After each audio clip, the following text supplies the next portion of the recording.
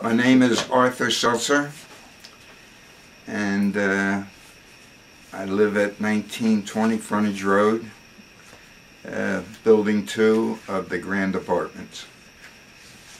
I'm a World War II veteran, and I served overseas during the war, which I'll tell you about.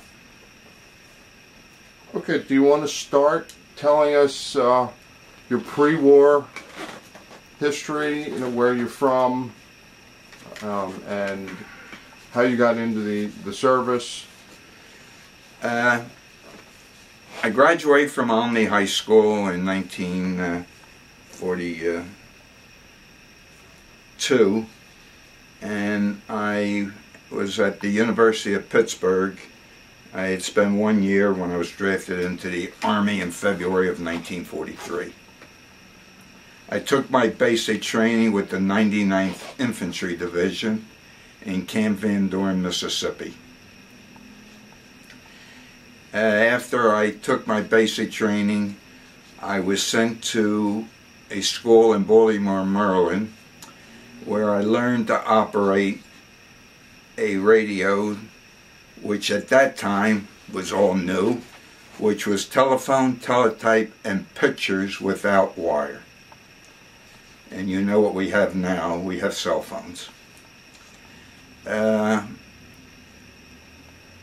I was then sent back to the 99th Signal Company of the 99th Infantry Division, and upon arriving there I spent a couple of days, and then I was transferred to Camp Polk, Louisiana, and I was assigned to the 4th Armored Signal Battalion, and that's the unit I went overseas with. I went overseas on March the 31st, 1944, and I went over on the Queen Elizabeth. Crossed the Atlantic in 5 days. We landed in Glasgow, Scotland, boarded trains, and went down from Glasgow, Scotland into England. I was stationed at a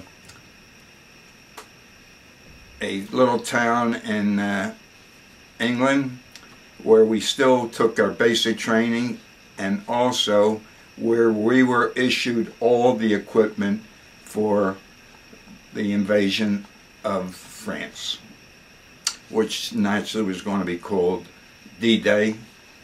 And there's where I received my vehicle loaded with all my radio equipment that I learned to operate when I went to school.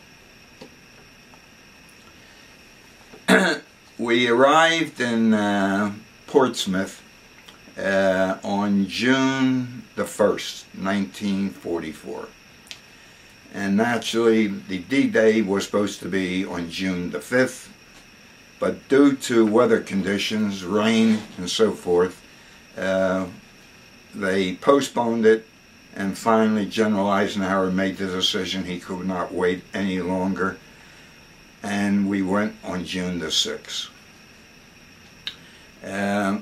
I was assigned at that time to the 29th Infantry Division. All the people who were in the 4th Armor were all specialists. We did not operate as a signal battalion.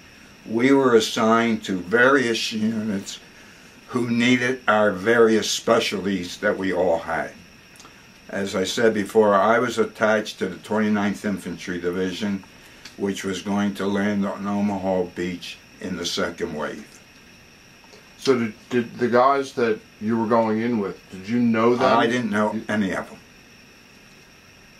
The gentlemen from the 29th Infantry Division naturally knew each other. They took all the training together.